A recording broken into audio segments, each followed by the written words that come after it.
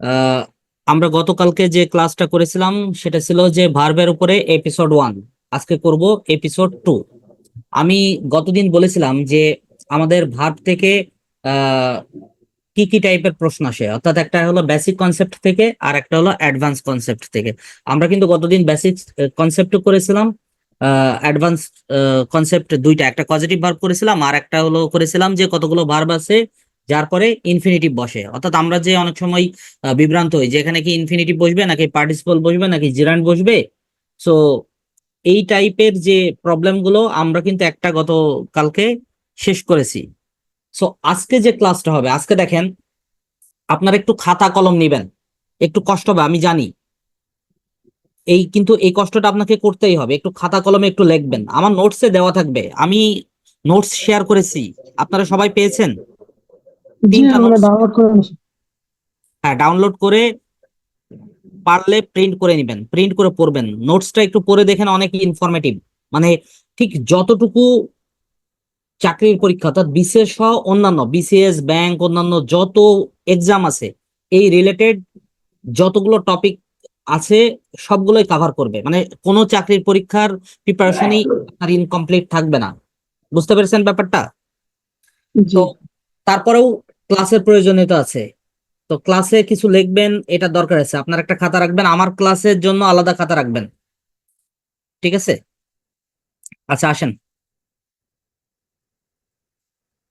আমরা প্রথমে শুরু করি। আজকে খাতা কলম বের করে ফেলেন। আচ্ছা, আমরা আজকে একটা ভার্ব শিখবো, এক্সামে আমাদের প্রায় প্রায় আসে। লিখে ফেলেন, টাইটেল দিয়ে ফেলেন কোপুলেটিভ ভার্ব। নাম শুনেছেন কে কে? Copulative verb. জি স্যার, শুনেছি। কোপুলেটিভ ভার্ব কি বলেন তো? যে কোনো একজন বলেন। স্যার, বলতে পারবো না।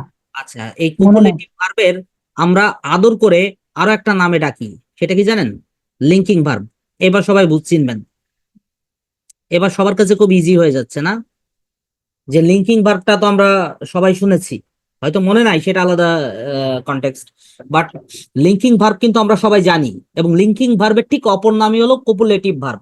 এখন এই যে আলাদা নাম, এগুলো কিন্তু পরীক্ষায় আসে, বিশেষ সহ অন্যান্য পরীক্ষাগুলো কিন্তু এগুলাও আসে। পিএসসির অন্যান্য পরীক্ষায় প্রায় প্রায় আসে এই টাইপের প্রশ্ন। তো এই কোপুলেটিভ ভার্ব কি দেখেন। কোপুলেটিভ ভার্ব বা লিঙ্কিং ভার্ব, আমরা লিঙ্কিং ভার্ব কতগুলো মুখস্থ করছি না? কিরকম মুখস্থ করছি বলেন তো? যেমন ধরেন বি ভার্ব আছে, তারপরে বিকাম আছে, তারপরে আরো কতগুলো ভার্ব আছে বলেন তো? কি অ্যাপিয়ার, তারপরে ধরেন আরো কতগুলো ভার্ব আছে, স্মেল। এই ভার্ব গুলোকে আমরা কি বলি বলেন তো? Linking verb. এই ভার্ব গুলো এরকম আরো কতগুলো ভার্ব আছে, যেমন টেস্ট আছে, সাউন্ড আছে। তো এই ভার্ব গুলোকে এক কথায় আমরা বলি লিঙ্কিং ভার্ব। এখন এইগুলোকে লিঙ্কিং ভার্ব বলি। প্রশ্ন হলো যে এগুলোকে লিঙ্কিং ভার্ব বলি কেন? জাস্ট আমার সাথে দেখেন, তাহলে অটোমেটিক বুঝতে পারবেন। আমরা একটা সেন্টেন্স লিখি, ধরেন আমরা লিখলাম Zerin. Zerin is a student. দেখেন, বলছে যে জেরিন ইজ আ স্টুডেন্ট, অর্থাৎ জেরিন একজন স্টুডেন্ট। এখন এই যে ইজ, বি ভার্ব, আপনারা তো বলবেনই যে স্যার আমরা তো জানি যে বি বি ভার্ব মানে হলো কোপুলেটিভ ভার্ব অথবা লিঙ্কিং ভার্ব। কিন্তু প্রশ্ন হলো এটা লিঙ্কিং ভার্ব কেন? আচ্ছা, এখানে সাবজেক্ট কোনটা বলেন তো? জেরিন। স্যার, আর যে অবজেক্ট, ভার্বটা স্যার সাবজেক্ট সম্পর্কে কিছু বলবে সেটা তো হচ্ছে লিঙ্কিং ভার্ব। সাবজেক্ট না না, ঠিক এরকম না। একটু একটু অপেক্ষা করেন, দেখেন ক্লিয়ার হয়ে যাচ্ছে। এটাকে আমরা কি বলি? অবজেক্ট বলি বা কমপ্লিমেন্ট বলি, তাই তো? আমরা এটাকে কমপ্লিমেন্ট বলবো। কমপ্লিমেন্ট চিনেন তো? কমপ্লিমেন্ট জিনিসটা কি? A complement completes a verb. অর্থাৎ একটা কমপ্লিমেন্টের কাজই হলো ভার্বকে কমপ্লিট করা। তো এই যে একটা সাবজেক্ট পাইলাম আর একটা কমপ্লিমেন্ট পাইলাম। এখন আমি যদি আপনাকে এই বিষয়টা একটু লিখে দিই, দেখেন যে subject is equal to complement. Subject is equal to complement. যদি সাবজেক্ট এবং কমপ্লিমেন্ট একই ব্যাপার হয়, একই ব্যক্তি হয়, একই বস্তু হয়, বা একই জাতীয় বিষয় হয়, তাহলে সেই সেই ভার্বটা, মাঝখানে যে ভার্বটা থাকছে সেটা হলো লিঙ্কিং ভার্ব। আপনি আমাকে বলেন যে জেরিন এবং স্টুডেন্ট একই ব্যক্তি কিনা, এই স্টুডেন্টটাই জেরিন কিনা, subject is equal to complement কিনা। যদি হয় তাহলে ইজ হলো এখানে কমপ্লিমেন্ট, সরি, লিঙ্কিং ভার্ব বা কোপুলেটিভ ভার্ব। আমি আরো একটা এক্সাম্পল দিই। ধরেন দিলাম Tamanna. Tamanna looks looks beautiful. Tamanna looks beautiful.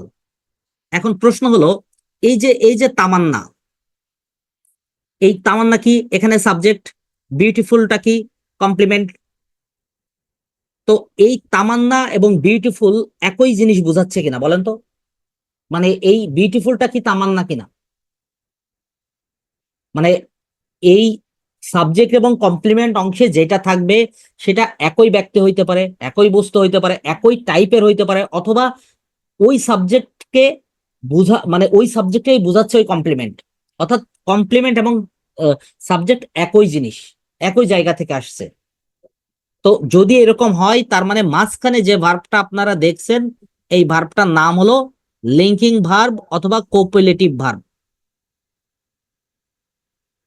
এখানে কারোর বুঝতে অসুবিধা আছে কিনা আমাকে বলতে পারেন, বলতে পারবেন? কোনো প্রশ্ন আছে কিনা?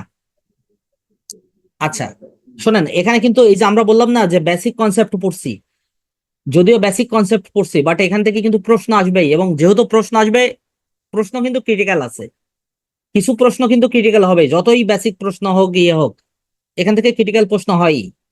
তো এই যে লিঙ্কিং ভার্ব আমরা এইভাবে চিনবো। তবে এখানে একটা মজার একটা জিনিস শেখাই দিই আপনাদেরকে। এই যে ধরেন লুকস, এখানে কি বিউটিফুল না? যে কোনো লিঙ্কিং ভার্ব, আপনি লুক বলেন, স্মেল বলেন, টেস্ট বলেন, অ্যাপিয়ার বলেন, এই যে যে লিঙ্কিং ভার্ব গুলো আছে এইগুলোকে আপনি বি ভার্ব দ্বারা, অর্থাৎ am is are was were দ্বারা রিপ্লেস করতে পারবেন। এই লিঙ্কিং ভার্ব গুলোকে যদি ইজ বি ভার্ব দ্বারা, ধরেন আমরা বি ভার্ব বলতে এখানে লিখলাম তামান্না ইজ বিউটিফুল, তাতে অর্থ পরিবর্তন হয় না, একই অর্থ থাকে। এটা হলো the beauty of, the inner beauty of linking verb.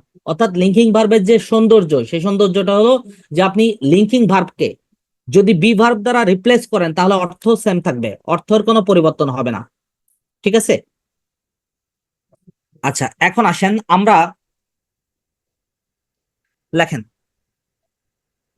একটু, আমরা একটু ক্লাস নোটসে আমরা আসি। আচ্ছা দেখেন, লিঙ্কিং ভার্বের কতগুলো ব্যবহার দেখেন।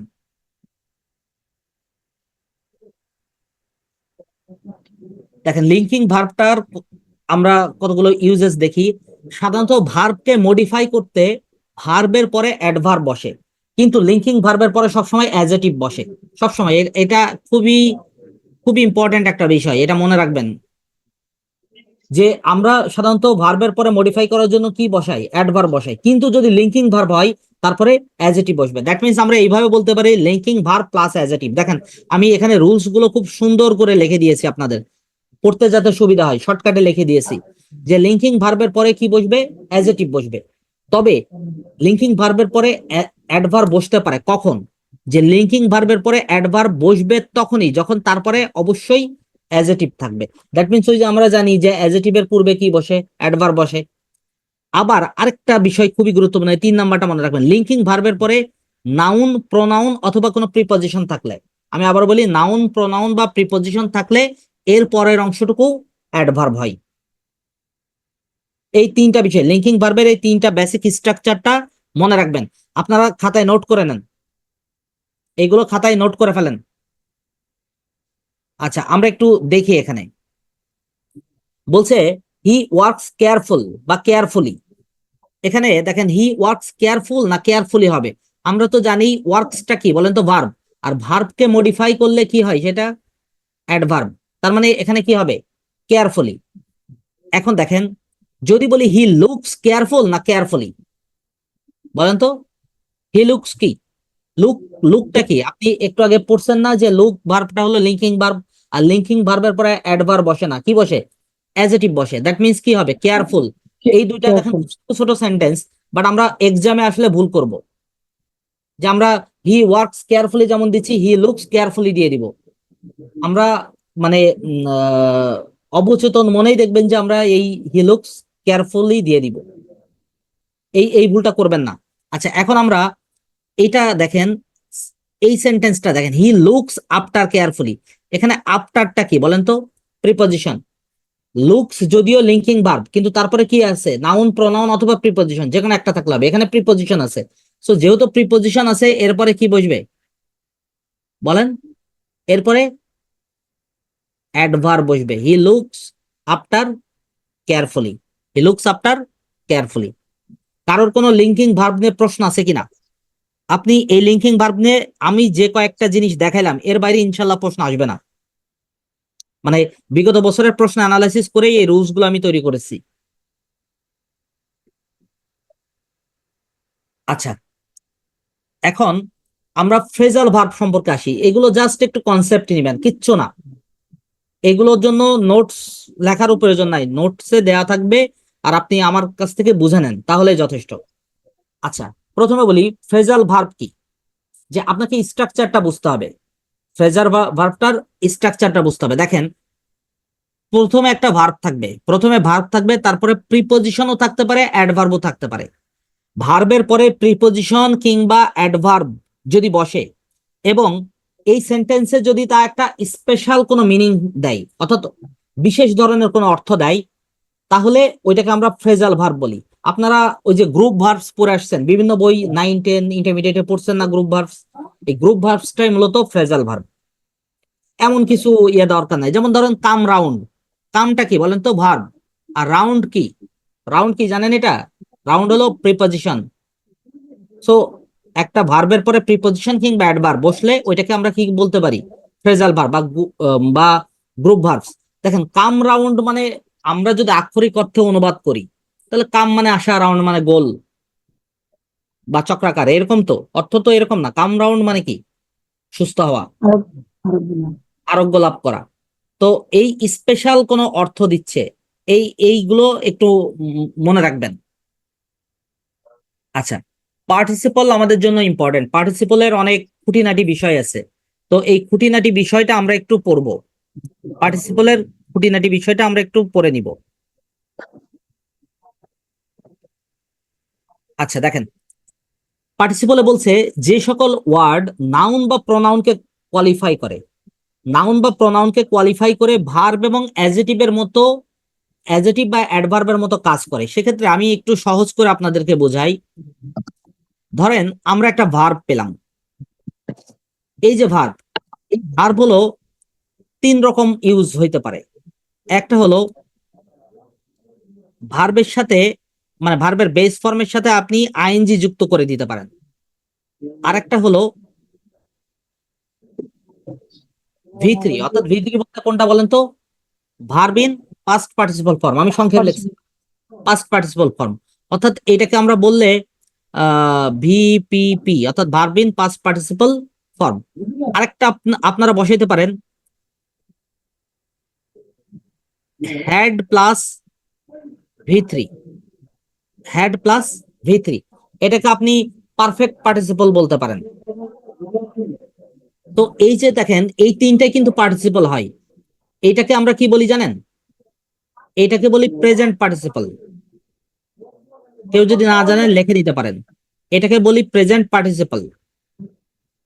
আর এই ভি3 এটাকে বলি ভার্ব ইন পাস্ট পার্টিসিপল, অর্থাৎ আমরা এইভাবে লিখি পাস্ট পার্টিসিপল। আর হ্যাড প্লাস ভি3 এটাকে আমরা লিখবো পারফেক্ট পার্টিসিপল, পারফেক্ট পার্টিসিপল। তার মানে দেখা যাচ্ছে যে পার্টিসিপল কয় প্রকার বলেন তো? 3 প্রকার। পার্টিসিপল বেসিক্যালি 3 প্রকার, নাম্বার 1, নাম্বার 2, নাম্বার 3, অর্থাৎ প্রেজেন্ট পার্টিসিপল, পাস্ট পার্টিসিপল এবং পারফেক্ট পার্টিসিপল, তাই তো? আচ্ছা, এখন এই যে পার্টিসিপল 3 প্রকার, এই 3 প্রকারেই এই ভার্বের সাথে আইএনজি যুক্ত করেন, ভি3 যুক্ত করেন, অথবা হ্যাড প্লাস ভি3 দেন। এটা যখন পার্টিসিপল আকার দেয় তখন এইগুলোর কম্বাইন্ড অর্থ আমি সহজ করে বলছি অ্যাডজেটিভ কিংবা অ্যাডভার্বের মতো হয়। অ্যাডজেটিভ কিংবা অ্যাডভার্বের মতো হয়। দ্যাট মিন্স এই যে ভার্বের সাথে আইএনজি ভি3 এবং হ্যাড প্লাস ভি3 এগুলো অ্যাডজেটিভ বা অ্যাডভার্বের মতো হয়। অর্থাৎ যদি কোনো ভার্ব পার্টিসিপল আকারে বসে তার অর্থটা হয় আপনি অ্যাডজেটিভ পাবেন, না হলে অ্যাডভার্ব পাবেন। বাট এটা যদি আবার নাউনের মতো অর্থ দেয়, যেমন ভার্বের সাথে আইএনজি নাউন হইতে পারে, ভার্বের সাথে আইএনজি যখন হয় সেটা নাউন হইতে পারে। তো যখন নাউনের মতো হবে তখন কোথায় যাবে? জিরান্ডে জিরান্ডি। জিরান্ড হয়ে যাবে। সো আমরা জিরান্ডের টপিক যখন পড়বো তখন আমরা এটা ক্লিয়ার করব। আপাতত আমরা পার্টিসিপলের মধ্যে থাকি। তাহলে পার্টিসিপলের প্রকারভেদ কিন্তু আমরা ক্লিয়ার। একটু মনোযোগ দিয়ে শোনেন আর প্রয়োজনীয় জিনিসগুলো একটু লিখে নেবেন, নোট করে নেবেন, তাহলেই চলবে। আচ্ছা, এখন আমরা একটা একটা করে লেখেন প্রেজেন্ট পার্টিসিপলের। একটু এগুলো লেখেন, আমি শর্টকাটে আপনাদেরকে লিখে দিব, বেশি কথা লেখাবো না, সমস্যা নাই। লেখেন প্রেজেন্ট পার্টিসিপল।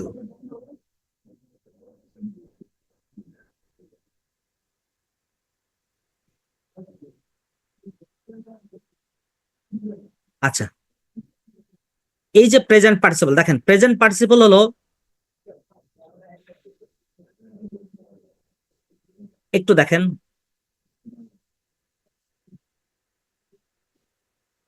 প্রথমে হলো একটা সেন্টেন্সের সাবজেক্ট এবং অবজেক্ট। একটা সেন্টেন্সের যে সাবজেক্ট থাকে এবং অবজেক্ট থাকে এর পরে বসে প্রেজেন্ট পার্টিসিপল সাবজেক্ট বা অবজেক্টের পরে বসে কি করে? তাদের সম্পর্কে তথ্য দেয়। অর্থাৎ সেন্টেন্সের সাবজেক্ট বা অবজেক্টের পরে বসবে, অর্থাৎ সাবজেক্টের পরেও বসতে পারে আবার অবজেক্টের পরেও বসতে পারে, বসে কি করে? তাদের মতো তথ্য দেয়। আবার অনেক সময় যে সেন্টেন্সের ভার্বের পূর্বে বসে, সেন্টেন্সের আর একটা হলো যে সেন্টেন্সের ভার্বের পূর্বে বসে ওই সেন্টেন্স ওই ভার্ব সম্পর্কে তথ্য দেয়, ওইটাকেও আমরা কি বলি? প্রেজেন্ট পার্টিসিপল বলি। দেখেন আপনাদের হয়তো একটু বুঝতে কষ্ট হইতে পারে, আমি একটু এক্সাম্পল দিই তাহলে ইজিলি বুঝতে পারবেন। দেখেন আমরা লিখলাম A I saw A flying bird. I saw A boy playing football. Playing football বলছে যে I saw A boy playing football. এখন এখানে একটু বিষয়টা লক্ষ্য করেন যে এই যে বয়টা এখানে কি বলেন তো? Object object. নাকি? বয়টা এখানে কি? আই স এ বয়, এটা অবজেক্ট বোঝাচ্ছে। এই অবজেক্টের পরে বসছে না এই আইএনজিটা? আইএনজি থাকলে তো আমরা জিরান্ডু বলতে পারি, আবার প্রেজেন্ট পার্টিসিপলও বলতে পারি। সো যেহেতু অবজেক্টের পরে বসছে এবং এটা দেখেন অর্থটা আপনি করেন, অর্থটা করলে বুঝতে পারবেন যে এটা খেলারত অবস্থায়, দ্যাট মিনস একটা গুণ বোঝাচ্ছে। সো এটা অ্যাডজেটিভের মতো আচরণ করছে, দ্যাট মিনস এইটা হলো প্রেজেন্ট পার্টিসিপল। এটা হলো প্রেজেন্ট পার্টিসিপল। অর্থাৎ যদি অর্থটা একটু মানে কোয়ালিফাই টাইপের হয় অথবা অ্যাডজেটিভের মতো অর্থ দেয় তখন ওইটাকে আপনি কি বলবেন বলেন তো? প্রেজেন্ট পার্টিসিপল বলবেন। ঠিক আছে, আরেকটা বলি, আরেকটা এক্সাম্পল লেখেন। লেখেন লিনা। লেখেন Lina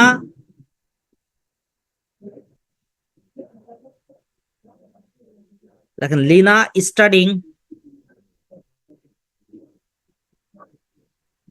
studying in CU is my sister. বলছে লিনা স্টাডিং ইন CU। এই যে দেখেন স্টাডিং, এটাও তো আইএনজি। তো আইএনজি হলে তো আপনি জিরান্ডও ধরতে পারতেন, কিন্তু জিরান্ড ধরছেন না। কেন ধরছেন না আমি বলি। এই যে দেখেন লিনা স্টাডিং, এই লিনাটা কি বলেন তো? Subject. Subject.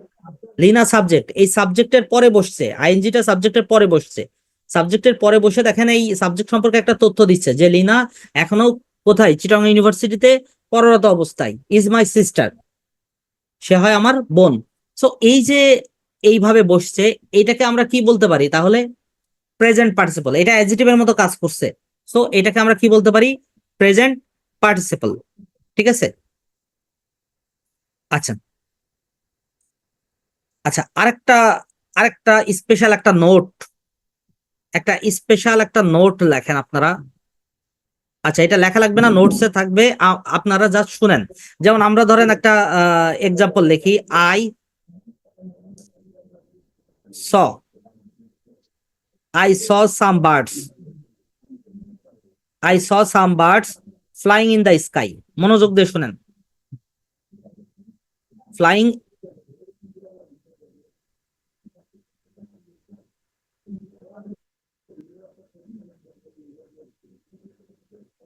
Flying in the sky. প্রথমে বলি, দেখেন আই স সাম বার্ডস, এখানে ফ্লাইংটা কি? Present participle. এখানে আপনি যদি ওই যে আমাদের ওই নিয়মে পড়েন যে সাম বার্ডসটা কি বলেন তো, অবজেক্টের পরে বসছে এবং অ্যাডজেক্টিভের মতো আচরণ করছে, সো এটা হলো প্রেজেন্ট পার্টিসিপল। এখন প্রেজেন্ট পার্টিসিপল একটা ধর্ম আছে। ধরেন আপনি কোনো সেন্টেন্স থেকে প্রেজেন্ট পার্টিসিপল যদি বাদ দিয়ে দেন, মনে করেন বাদ দিয়ে দেন, তাতেও অর্থের কোনো পরিবর্তন হবে না। অর্থাৎ অর্থ আগেও যেরকম দিচ্ছে এখনো সেরকমই দিবে। দেখেন I saw some birds in the sky, আমি কিছু পাখি দেখলাম আকাশে। তো আকাশে তো আর বসে থাকতে পারে না, পাখি কি বসে থাকতে পারে? উড়ন্ত অবস্থায়, ফ্লাইং অবস্থায় থাকতে পারে। সো এখানে আপনি যদি এই ফ্লাইংটা কেটেও দেন, বাদও দিয়ে দেন প্রেজেন্ট পার্টিসিপলটা, তাতেও অর্থের কোনো পরিবর্তন হবে না। তো প্রেজেন্ট পার্টিসিপল চেনার একটা গুরুত্বপূর্ণ উপায় হলো এইটা। বুঝতে পারছেন? আচ্ছা, এখন আমরা একটু প্রেজেন্ট পার্টিসিপলের ব্যবহার একটু মনোযোগ দিয়ে শুনেন বা দেখেন। দেখেন প্রেজেন্ট পার্টিসিপলের ব্যবহার হলো, কতগুলো ভার্ব অফ সেন্স আছে। ভার্ব অফ সেন্স কোনগুলো বলেন তো? এই যে এইগুলা, যেমন সি আছে, ফিল আছে, হিয়ার আছে। একটু মনোযোগ দেন।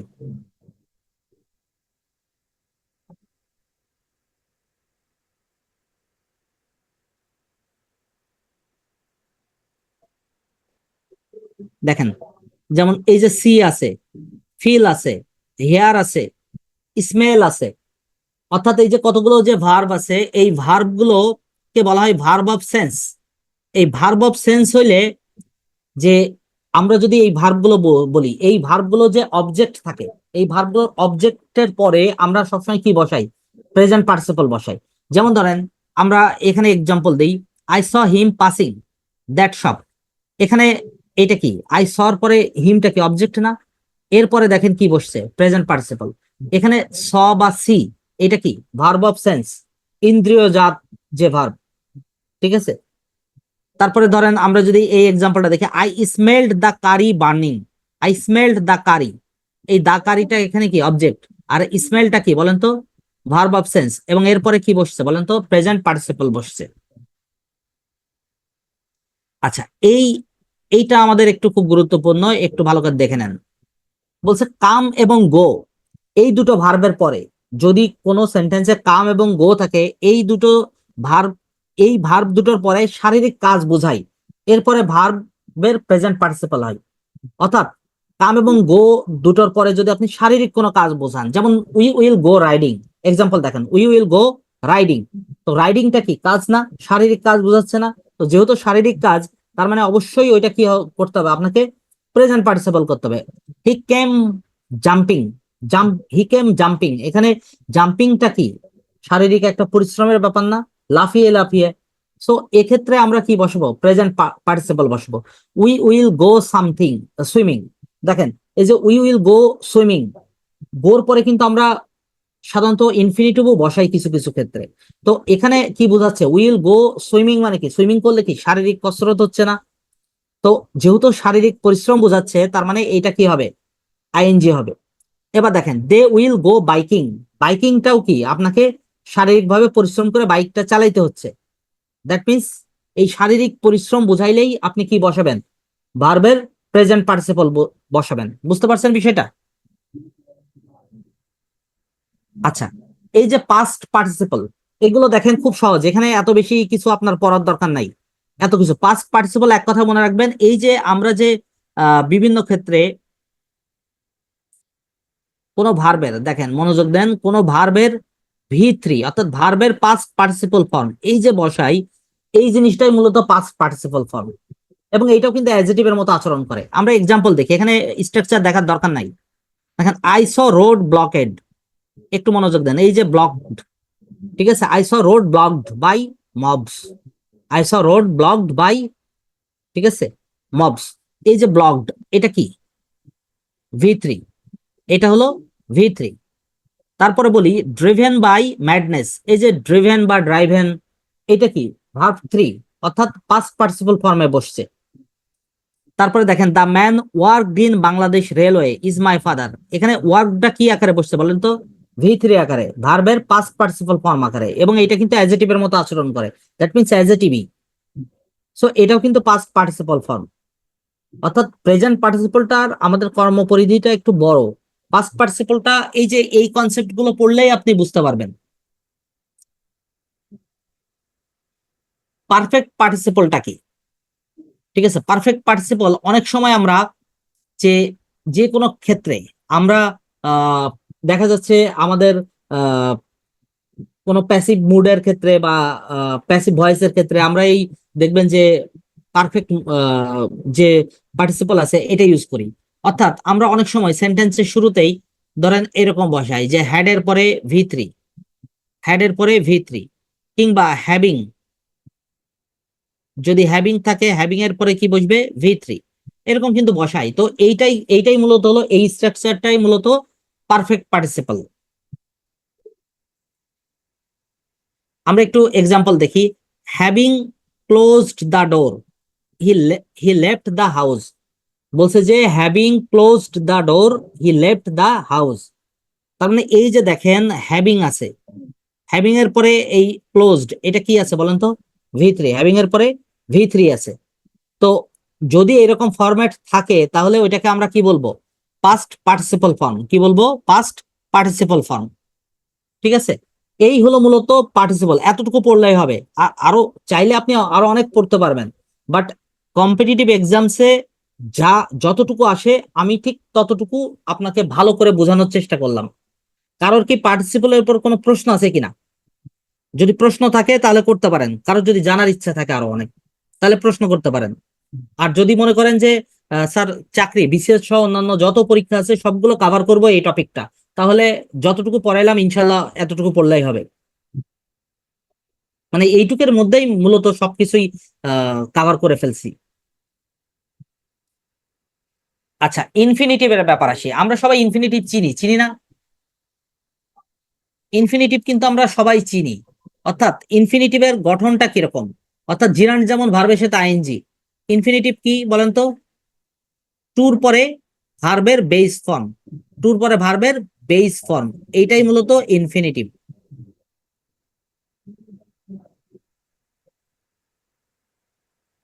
অর্থাৎ টুর পরে যদি কোনো ভার্বের বেস ফর্ম বসে সেটাকে আমরা কি বলবো? ইনফিনিটিভ বলবো। ঠিক আছে। আচ্ছা, এখানে একটু একটা একটা এক্সাম্পল আমি আপনাদেরকে দিই একটু। ধরেন আমি যদি এইটা লিখি, বাইং,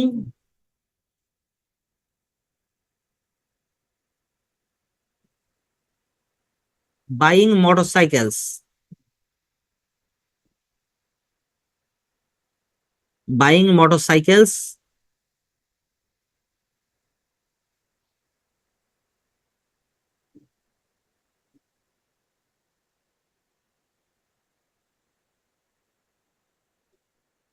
কেউ বলতে পারবেন এখানে ইজ বসবে নাকি আর বসবে? মানে ইজ ইজ বা আর বসবে স্যার। এখানে নিঃসন্দেহে ভার্ব। সো এর আগের অংশটুকু কি? সাবজেক্ট। সাবজেক্ট কোনটা? এই বাইং মোটরসাইকেলস, এই পুরোটাই সাবজেক্ট। এখন বাইং মোটরসাইকেল যদি সিঙ্গুলার হয় so verb will B singular, যদি প্লুরাল হয় ভার্ব উইল বি প্লুরাল। কেউ বলতে পারবেন? এটা প্লুরাল আর হবে। আর আচ্ছা, দেখেন এখানে সচরাচর আমরা কি অ্যান্সার করব? যে বাইং মোটরসাইকেলস, যেহেতু plural, motorcycles plural, so verb will be plural, but it's not correct. এটার লজিকটা হলো এই যে শুরুতে দেখেন আমরা একটা একটা অর্নামেন্টস ইউজ করছি, সেই অর্নামেন্টস এর নাম কি বলেন তো? জিরান্ড। সেই অর্নামেন্টস এর নাম হলো জিরান্ড। অথবা এটাকে এখানে আমরা আমাদের ইনফিনিটিভ বসতে পারতো। অর্থাৎ জিরান্ড বা ইনফিনিটিভ আপনারা একটু নোট করে নেন, এইভাবে ট্রিপল স্টার দিয়ে একটু নোট করে নেন। আমি বলছি আপনারা লিখে নেন যে কোন সেন্টেন্সের মধ্যে সাবজেক্ট হিসেবে আমি আবার বলি, খুবই ইম্পর্টেন্ট এটা। কোন সেন্টেন্সের সাবজেক্ট হিসেবে যদি জিরান্ড কিংবা ইনফিনিটিভ বসে তাহলে সেটা নির্দ্বিধায় singular, so verb will B singular. এখানে আপনাকে কোশ্চেন ট্রাপ করবে যে বাইং মোটরসাইকেলস আছে না, এই মোটরসাইকেলস দেখে আপনি কি করবেন? মোটরসাইকেলস দেখে প্লুরাল দিয়ে দিবেন। কিন্তু এটা হবে না। কেন হবে না? কারণ ওই যে আমরা বলছি একটা আমাদের খুব ইম্পর্টেন্ট রুলস আছে, সেটা হলো যে সাবজেক্ট হিসেবে যদি জিরান্ড বা ইনফিনিটিভ বসে তাহলে সেটা অবশ্যই সেটা singular, so verb will B singular. Any doubt? না স্যার। শোনেন, এই যে ছোট ছোট কিছু এক্সাম মানে রুলস আছে, আমি আপনাকে এটার ক্ষেত্রে বলতে পারি আপনি এটা পাবেনই, প্রায় প্রায় পাবেন। আপনি পরীক্ষা দিবেন, দেখবেন যে প্রায় প্রায় এই ধরনের এক্সাম, এই ধরনের সেন্টেন্স পাচ্ছেন, অথচ এক লাইনের ইয়ে, এক লাইনের একটা কনসেপ্ট। সো আপনাকে বুঝতে হবে যে কোন কনসেপ্ট গুলো আসলে পরীক্ষায় আসে, এটা বোঝা শিখতে হবে। এর জন্য কোশ্চেন অ্যানালাইসিস করবেন, বেশি বেশি করে কোশ্চেন অ্যানালাইসিস করবেন।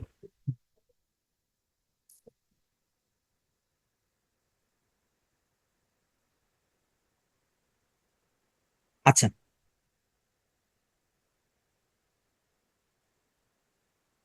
এখানে দেখেন ইনফিনিটিভের অনেক এক্সাম্পল দেওয়া আছে, দেওয়া আছে না? মানে এই যে to rise early is good for health, to make a decision quickly, to make a decision quickly is not so easy. তো এই যে অনেক এক্সাম্পল দেওয়া আছে, এগুলো আপনারা রিডিং করবেন, এগুলো আমি আর পড়াইলাম না। অর্থাৎ এই যে ইনফিনিটিভের ব্যবহার, ইনফিনিটিভ কিন্তু সেন্টেন্সের শুরুতে অর্থাৎ সাবজেক্ট আকারে যেমন বসে, আবার কিন্তু এটা অবজেক্ট আকারে বসে। কিরকম আমরা একটু দেখি। এই এই এখানে দেখেন, এই যে এই এক্সাম্পল গুলো, এই তিনটে এক্সাম্পল দেখেন। To rise early is good for health, এটা কি সেন্টেন্সের ইনফিনিটিভটা কি আকারে বসছে বলেন তো? সাবজেক্ট আকারে। বাট আমরা যদি এখানে বলি আই লাইক টু রিড, এখানে দেখেন ভার্বের পরে বসছে, দ্যাট মিনস এটা কি আকারে বসছে বলেন তো? অবজেক্ট অথবা কমপ্লিমেন্ট। ভার্বের অবজেক্ট। হ্যাঁ, অবজেক্ট অথবা কমপ্লিমেন্ট আকারে। দ্যাট মিনস ইনফিনিটিভ কিন্তু সাবজেক্ট আকারেও বসতে পারছে, অবজেক্ট আকারেও বসতে পারে। ওই ইয়ের মতোই, পার্টিসিপলের মতোই, পার্টিসিপলও কিন্তু একই রকম। আচ্ছা, এবার দেখেন এই এই টপিকটা জিরান্ডিয়াল ইনফিনিটিভ। আপনারা এই জিরান্ডিয়াল ইনফিনিটিভের নাম শুনছেন কিনা কখনো? না স্যার। জিরান্ডিয়াল ইনফিনিটিভটা অনেকের কাছে হয়তো নতুন লাগতে পারে। সো আমরা কনসেপ্টটা একটু বুঝবো যে কোনো অ্যাডজেক্টিভকে মডিফাই করতে এই জিরান্ডিয়াল ইনফিনিটিভ ব্যবহার করা হয়। যে কোনো অ্যাডজেক্টিভকে মডিফাই করতে, যেমন ধরেন আমরা একটা এক্সাম্পল দেখি, I was happy to hear. হ্যাপিটা কি বলেন তো? অ্যাডজেক্টিভ না? হ্যাপিটা এখানে কি? Adjective. I was happy to hear the news of his getting joy. তার মানে টু হিয়ার এটা কি? একটা ইনফিনিটিভ। এই ইনফিনিটিভ কাকে মডিফাই করছে বলেন তো? কাকে মডিফাই করছে? ওই অ্যাডজেক্টিভকে। অ্যাডজেক্টিভ কোনটা? হ্যাপিকে। হ্যাঁ, হ্যাপিকে মডিফাই করছে। তারপরে যদি বলি he is too weak to walk. Too weak to walk, to ওয়াকটা কি? নিঃসন্দেহে ইনফিনিটিভ। এবং এই উইকটা কি বলেন তো? উইকটা হলো অ্যাডজেক্টিভ। উইকটা হলো অ্যাডজেক্টিভ, দ্যাট মিনস ইনফিনিটিভটা কি করছে? ইনফিনিটিভটা এই অ্যাডজেক্টিভকে মডিফাই করছে। তো জিরান্ডিয়াল ইনফিনিটিভ একটা গুরুত্বপূর্ণ হলো যে অ্যাডজেক্টিভকে মডিফাই করবে। অনেক সময় দেখেন ভার্বকে মডিফাই করে, আমরা একটু দ্রুত দেখি, এটা মানে খুব বেশি কঠিন কিছু না। কোন ভার্বকে মডিফাই করতে, ভার্বকে মডিফাই বলতে we eat foods to live. দেখেন এই যে টু লিভ, খাওয়ার জন্য, আমরা খাই কিসের জন্য? বাঁচার জন্য। তো এই ইটটাকে মডিফাই করছে কি? To live. অর্থাৎ ইনফিনিটিভ ভার্বকে মডিফাই করছে। অনেক সময় দেখেন নাউনকে মডিফাই করে, যেমন this is a house to let. This is house, এই হাউসটা কি? নাউন। এই নাউনকে মডিফাই করছে কি বলেন তো? এই ইনফিনিটিভ। তো এইগুলো মূলত জেরান্ডিয়াল ইনফিনিটিভ বলা হয়। ঠিক আছে, ব্যাস এগুলো একটু দেখলে হবে, এগুলো এমন কঠিন কিছু না।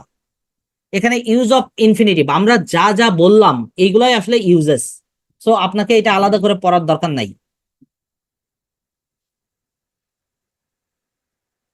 দেখেন এই যে ইনফিনিটিভের সাথে প্রায়শ আমরা কি ব্যবহার করি বলেন তো?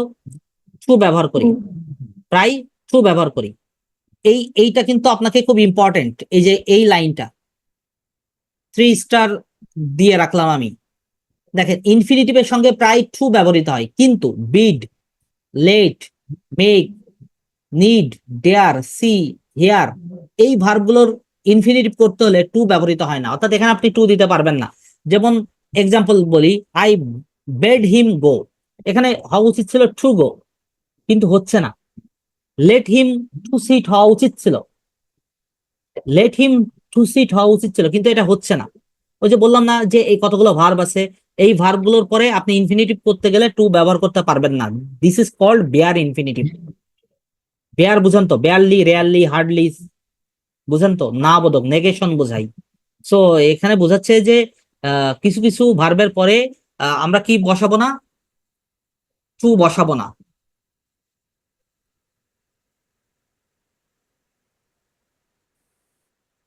আচ্ছা, এখন আমরা জিরান্ড আসি। ওই যে প্রেজেন্ট পার্টিসিপল পড়ছি না, প্রেজেন্ট পার্টিসিপল এবং জিরান্ড আসলে দেখতে একই রকম, অর্থাৎ দুইটাই হলো ভার্বের সাথে আইএনজি। অর্থাৎ জিরান্ড যদি আপনি বলেন তাহলে দেখবেন যে ভার্বের বেস ফর্মের সাথে আইএনজি যুক্ত হবে, এটাই মূলত জিরান্ড। এখন প্রশ্ন হলো, what is the basic difference between gerund and present participle? Gerund এবং প্রেজেন্ট পার্টিসিপলের বেসিক পার্থক্যটা কি? এক কথায় বলি, gerund means noun, but gerund works as noun. অর্থাৎ gerund is equal to noun, যাহা জিরান্ড তাহাই নাউন। আমি বোঝানোর সুবিধার্থে বলছি, যদিও ওটা নাউন সরাসরি হয় না, ওটা নাউনের হয়ে কাজ করে। অন দ্য আদার হ্যান্ড, যা অ্যাজেটিভ তাই প্রেজেন্ট পার্টিসিপল, অর্থাৎ present participle is equal two adjective. অর্থাৎ কোনো ভার্বের সাথে আইএনজি যদি অ্যাজেটিভের মতো আচরণ করে বা অ্যাজেটিভের হয়ে কাজ করে, তাহলে সেটাকে আমরা কি বলবো, প্রেজেন্ট পার্টিসিপল বলবো। সো এইটাই জিরান্ড আর প্রেজেন্ট পার্টিসিপলের বেসিক পার্থক্য। এখন আপনি যদি এই জিরান্ডের কতগুলো ব্যবহার করেন দেখেন, আপনার কিন্তু মাথা, মানে এখানে বেশি ইয়ে করবেন না, বেশি চিন্তা ভাবনা করলে এখানে মাথা ঘোরাবে। আসলে ওই প্রেজেন্ট পার্টিসিপল আর এইগুলো দেখবেন যে প্রায় প্রায় একই রকম মিলে যাচ্ছে প্রায় প্রায় ক্ষেত্রে। সো এই জন্য এখানে আপনি শুধু মাথাতে কনসেপ্টটা নেন, আর কিছু মুখস্থ করে রাখা লাগবে না। যেমন ধরেন, আমরা জিরান্ডের ব্যবহার বলি। নাম্বার ওয়ান, সেন্টেন্সের সাবজেক্ট হিসেবে জিরান্ড ব্যবহৃত হয়। একটু আগে তো দেখাইলামই যে বাইং মোটরসাইকেলস, তার মানে জিরান্ড হলো সেন্টেন্সের সাবজেক্ট হিসেবে ব্যবহৃত হয়। যেমন learning English is necessary for us, একটু দেখেন এইটা দেখেন, যে বলা হচ্ছে যে লার্নিং ইংলিশ, এই যে এইটা দেখেন, learning English is necessary for us. অথবা যদি এটাও বলি যে running in the sun is harmful, running in the sun, তার মানে এই যে রানিং আছে, এটা কি আকারে বসছে বলেন তো, সেন্টেন্সের সাবজেক্ট আকারে। আবার বলি, ট্রানজিটিভ ভার্ব এর অবজেক্ট রূপে জিরান্ড ব্যবহৃত হয়। আমরা গতদিন ট্রানজিটিভ ভার্ব করেছিলাম, মনে আছে? ট্রানজিটিভ ভার্বের মূল থিমটা কি বলেন তো? ট্রানজিটিভ ভার্বকে কমপ্লিট করতে গেলে এরপরে কি বসাইতে হয়, অবজেক্ট বসাইতে হয়। অর্থাৎ যে ভার্ব অবজেক্ট ছাড়া কমপ্লিট হয় না, সেটাই হলো ট্রানজিটিভ ভার্ব। তো ট্রানজিটিভ ভার্বের অবজেক্ট রূপে জিরান্ড ব্যবহৃত হয়। He began writing, Sabina likes eating, Nila likes gardening, I enjoy boating. তার মানে এই যে যে বসছে, এইগুলো প্রত্যেকে কি আকারে বসছে, অবজেক্ট আকারে। অবজেক্ট আকারে কি বসছে বলেন তো, জিরান্ড ব্যবহৃত হচ্ছে। তারপরে দেখেন, প্রিপোজিশনের অবজেক্ট রূপে জিরান্ড বসে, প্রিপোজিশনের অবজেক্ট রূপে জিরান্ড বসে। এখন এই যে প্রিপোজিশন অবজেক্ট রূপে বসে, একটু করে বলি, he does not think of, of, অফটা কি প্রিপোজিশন, এবং অফের পরে কোনো ভার্ব থাকলে এটা কি হবে, জিরান্ড হবে। এখানে আমি আপনাদেরকে খুব সহজ করে একটা নিয়ম শেখাচ্ছি, একদম ইউনিভার্সাল একটা নিয়ম, একটু নোট করেন, লেখেন। আমি যেভাবে লিখবো ঠিক সেইভাবে লিখবেন, তাহলে দেখবেন যে অনেক প্রশ্নের সহজ উত্তর হয়ে গেছে। এনি প্রিপোজিশন লিখবেন টু ব্যতীত, অর্থাৎ যে কোনো প্রিপোজিশন, তবে টু ব্যতীত, টু ব্যতীত যে কোনো প্রিপোজিশনের পরে যদি কোনো ভার্ব বসে, সেই ভার্বকে আপনাকে জিরান্ড করে দিতে হবে, তার মানে আইএনজি করে দিতে হবে। লেখে বক্স করেন, যে কোনো প্রিপোজিশনের পরে আপনাকে ভার্বের সাথে ভার্ব থাকলে সেটাকে আইএনজি করে দিতে হবে, অর্থাৎ জিরান্ড করে দিতে হবে, তবে টু ব্যতীত। কারণ আমরা কি জানি, টুর পরে কি বসে, ভার্বের বেস ফর্ম ইনফিনিটিভ হয়ে যায়। ঠিক আছে, এইটুকু দেখে নেন।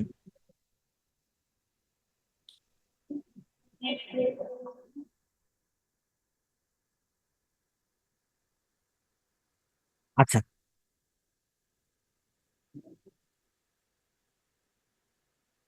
লেখেন আরেকটা সেন্টেন্স লেখেন।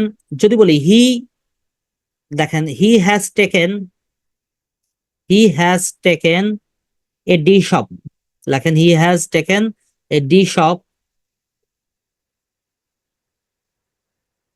কুকিং। অর্থাৎ he has taken a dish of cooking. এই যে এখানে দেখেন এইটা কি বলেন তো? প্রিপোজিশন, এটা হলো প্রিপোজিশন। আর প্রিপোজিশনের পরে ভার্বের কি বসছে বলেন তো? ভার্বের আইএনজি আই অর্থাৎ ফাউন্ড। জিরান বসছে, সো এইটাকে আপনি যদি বলেন যে he has taken a dish of cooking, a ডিশটা কি বলেন তো? একটা নাউন। আর কুকিংটা কি? নাউন না, জিরান না? জিরান মানে কি? নাউন। এবং এই দুইটা দেখেন, এই ডিশ এবং কুকিং বিষয়টা কিন্তু আলাদা কিছু না, মানে দুইটা আলাদা কোনো উপকরণ না। এই ডিশ বলতে একটা কি বলছে, একটা মেনু বলেন বা খাবারের রেসিপি বলেন, যেটাই বলেন আপনি, তো সেটা তো কুকিংই হবে নাকি? অর্থাৎ কুক এবং এই ডিশ, এটা কি একে অন্য থেকে আলাদা, কমপ্লিটলি সেপারেটেড? নেভার। দুইটার পরিণতি কিন্তু একই, অর্থাৎ ডিশটাকে আমরা কুক করি, তার মানে দুটো একই জাতীয় জিনিস হবে আলটিমেটলি। সো এইরকম থাকলে এটাকে কি বলা হয় জানেন? Compound noun. এটাকে বলা হয় কম্পাউন্ড নাউন, অর্থাৎ যৌগিক নাউন। এই যৌগিক নাউনের ক্ষেত্রে আমরা কি ব্যবহার করি? প্রিপজিশনের পরে কি ব্যবহার করি? ভার্বের সাথে আইএনজি অর্থাৎ জিরান্ড ব্যবহার করি। তার মানে বলা হচ্ছে কম্পাউন্ড নাউন তৈরির ক্ষেত্রেও জিরান্ডের একটা আলাদা ভূমিকা আছে, আছে না?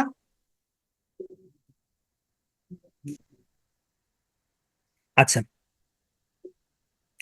এবার আমি একটা এক্সাম্পল দিব, খুব ইম্পর্টেন্ট, আপনারা সবাই এটা নোট করবেন। এটা অনেক অনেকবার পরীক্ষা এসেছে, বিসিএস এ পরীক্ষা এসেছে, সব জায়গায় এসেছে এটা। লেখেন, যদি বলি the smoking,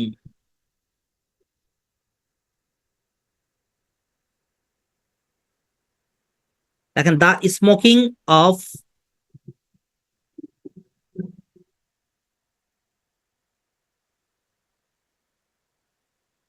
cigarettes is harmful.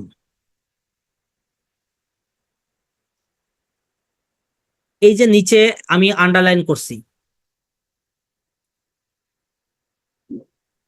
এই আন্ডারলাইন অংশটুকু মানে গ্রামারের, ইন টার্মস অফ গ্রামারে কি বলা হয়, গ্রামারের টার্মসে কি বলা হয়, আমি কয়েকটা বলি। যেমন ধরেন জিরান্ড বলতে পারেন, প্রেজেন্ট পার্টিসিপল বলতে পারেন, পাস্ট পার্টিসিপল বলতে পারেন, নাউন বলতে পারেন, যে কোনো কিছু বলতে পারেন। এই স্মোকিংটাকে কি বলবেন বলেন তো গ্রামারের ভাষায়?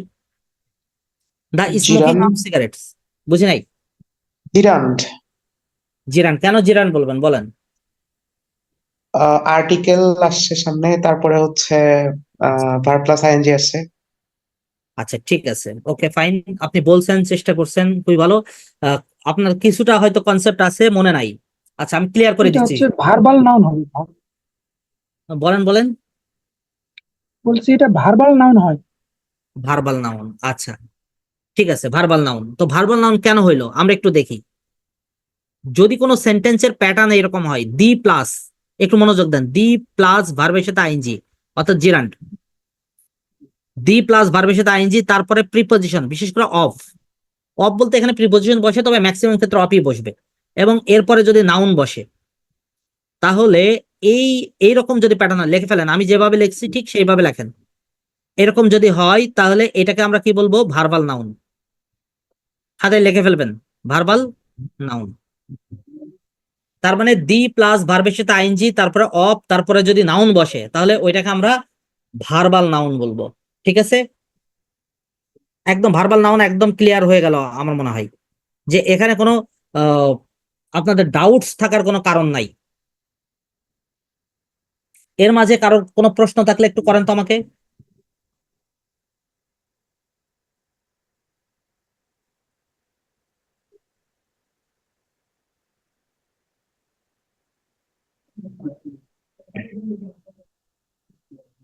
বলতে পারবেন?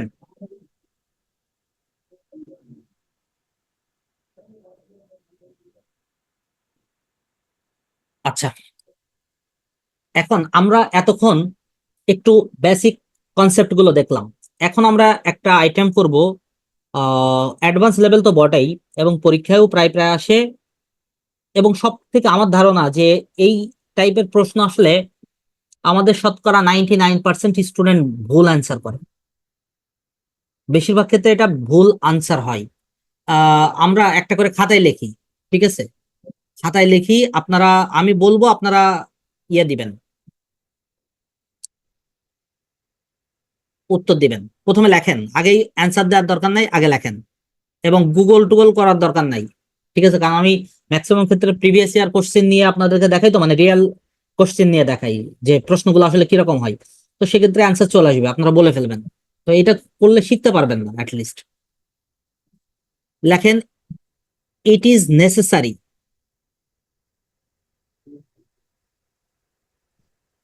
it is necessary that he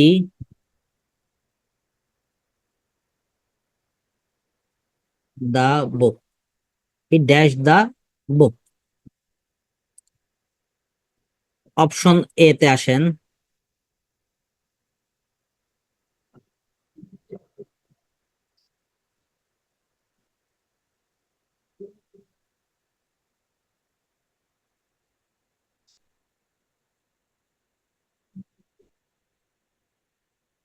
number D ধরেন আমরা লিখলাম।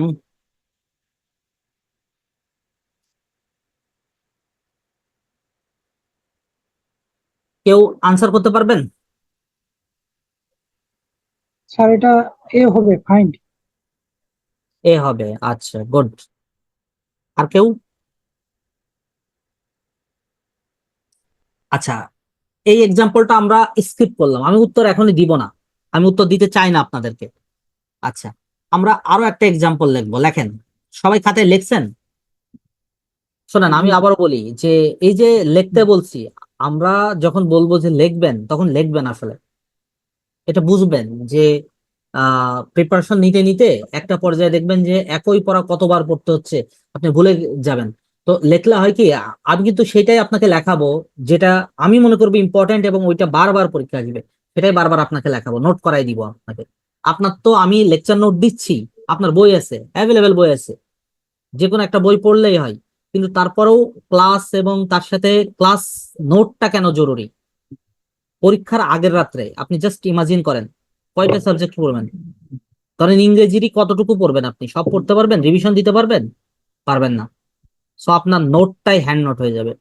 এবং বিশ্বাস করেন, এখান থেকেই দেখবেন 90%, 80%, 90% এই নোটস থেকেই কমন চলে আসবে। তো ঠিক আছে, আমরা একটু এক্সাম্পলে যাই। লেখেন, the doctor insisted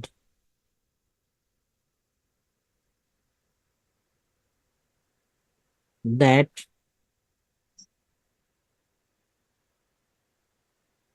his patient dash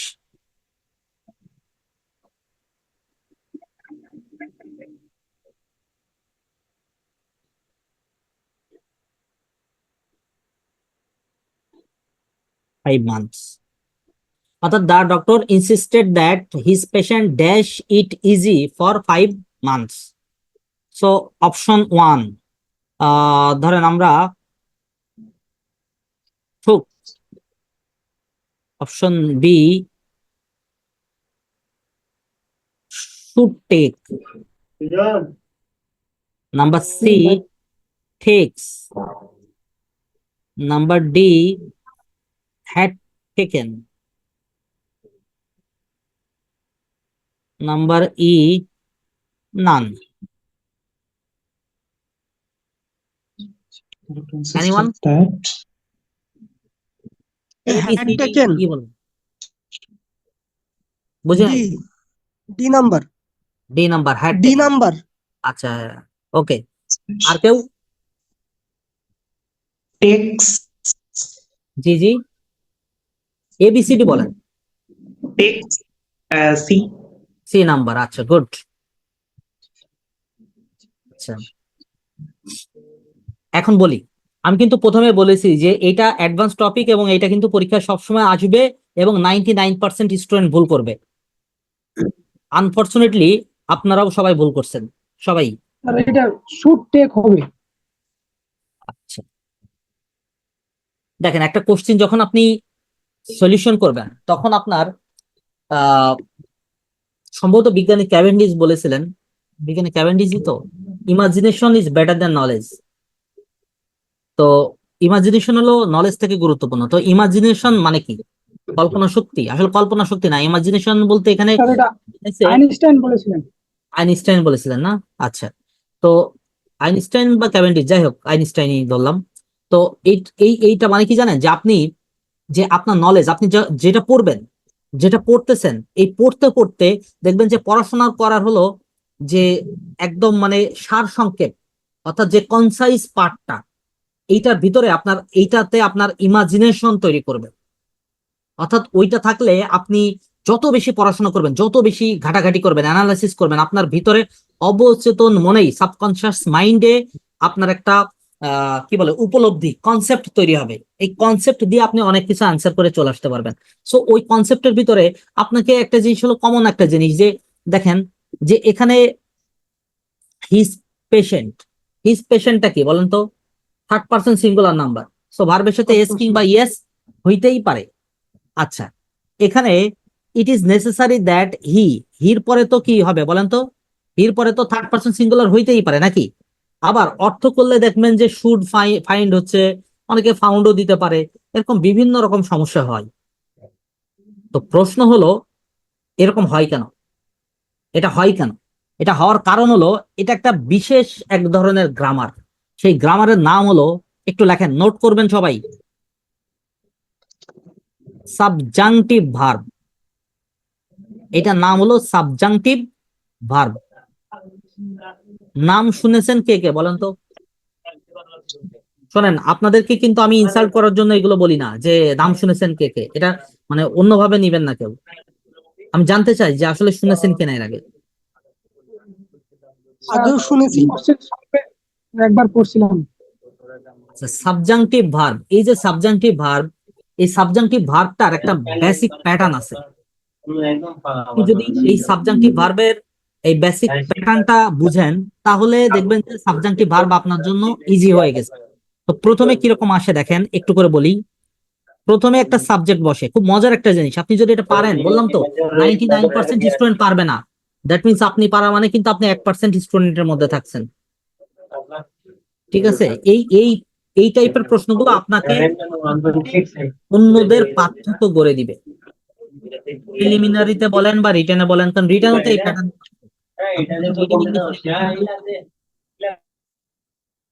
এই প্যাটার্ন গুলো আমরা যখন রিটেন হয় তখন তো আমরা এটা লেখি এরকম। তো প্রথমে একটা সাবজেক্ট বসবে, দেখেন মনোযোগ দেন, প্রথমে একটা সাবজেক্ট বসবে, এই সাবজেক্টের পরে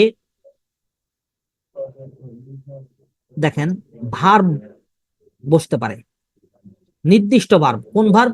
নির্দিষ্ট ভার্ব। যে কোনো ভার্ব হলেই কিন্তু হবে না, আমি এখানে লিখেই দিলাম নির্দিষ্ট।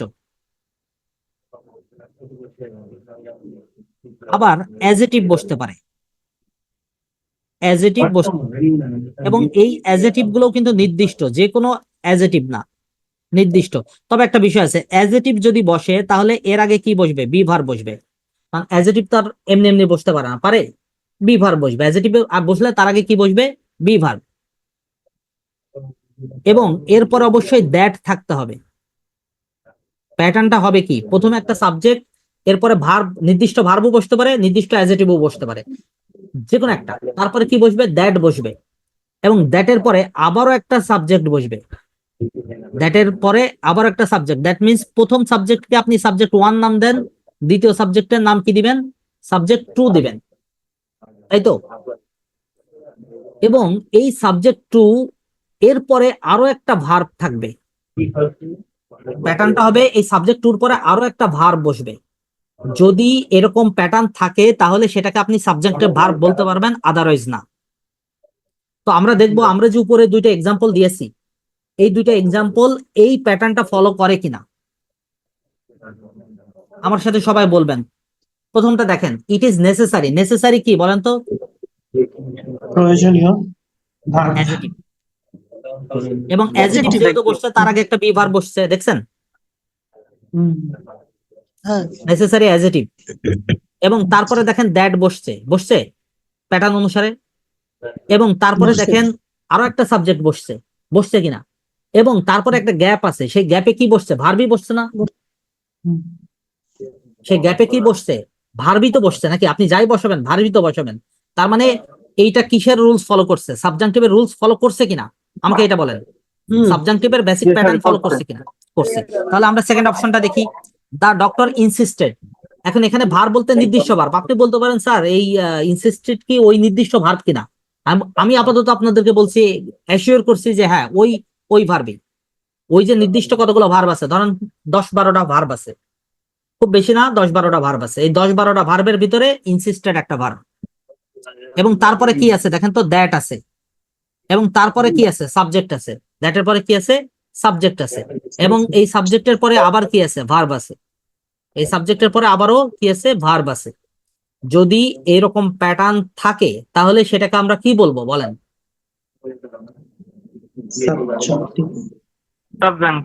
সাবজাংটিভ। সেটাকে আমরা সাবজাংটিভ বলবো। Subjunctive.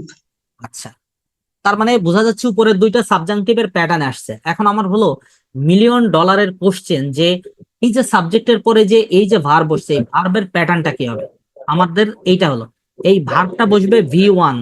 V1 means base form, লিখে রাখেন কি বসবে? Base form. মনে থাকবে, নট প্রেজেন্ট ফর্ম। আমি প্রেজেন্ট ফর্ম কিন্তু বোঝাচ্ছি না, আমি কি বলছি? Base form.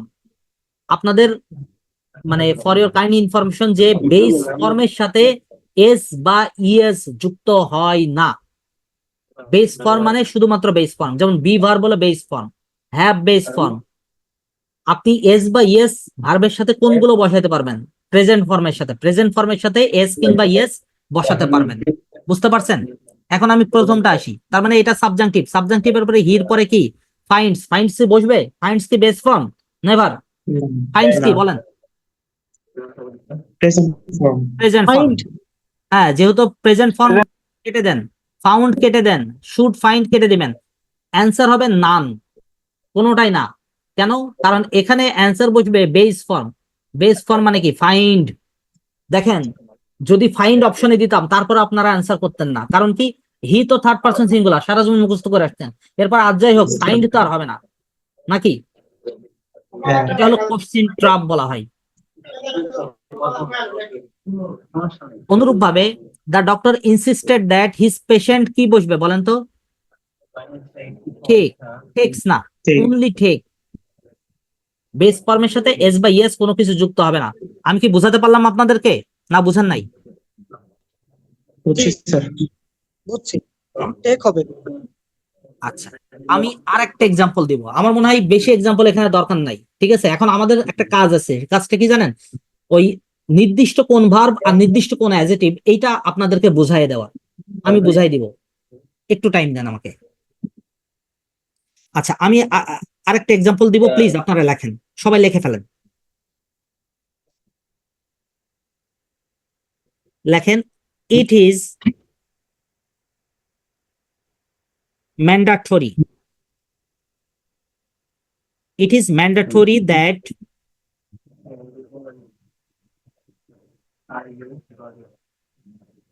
he dash on time. দেখেন, এখানে হি ইজ আমরা অনেকে দিতে চাই না, কারণ অর্থ যদি আপনি না জানেন তাহলে কিন্তু অর্থটা it is mandatory that he is on time, আমরা তো সারা জীবনে এটা পড়ছি, তাই না? কিন্তু এটা কিন্তু একটা সাবজাংটিভ। কেন সাবজাংটিভ আমি বলি, ওই যে প্রথমে কি বসছে বলেন তো? সাবজেক্ট বসছে, তারপরে এইটা কি বলেন তো? অ্যাডজেটিভ। অ্যাডজেটিভের আগে তো বি ভার্ব বসাই বললামই। এখন এই অ্যাডজেটিভ দিয়ে নির্দিষ্ট অ্যাডজেটিভ কিনা? হ্যাঁ, নির্দিষ্ট অ্যাডজেটিভ। আপাতত আপনাকে আমি অ্যাসিওর করছি। এবং এরপরে দেখেন কি আছে বলেন তো? দ্যাট আছে, এবং এরপরে আরো একটা সাবজেক্ট আছে, এবং এরপরে ভার্ব আছে। এখন ভার্ব হিসেবে কি বসবে? বেস ফর্ম বসবে। এখন ইজ কে base form? Never. Is base form না, এর বেস ফর্ম কি বলেন তো? Be. Be. He be on time. আমার মনে হয় যে এটা যদি আপনি লিখে দেন, আপনাকে আপনার ফ্রেন্ড সার্কেল অনেকেই কিন্তু পাগল বলবে যে কি লিখছে, হি বি অন টাইম হয় নাকি কখনো? ইজ অন টাইম হইতে পারে। বলেন ভাই, এটা এটা ঠিক কিনা? মানে এরকম কি আপনারা চিন্তা করছেন কিনা কখনো?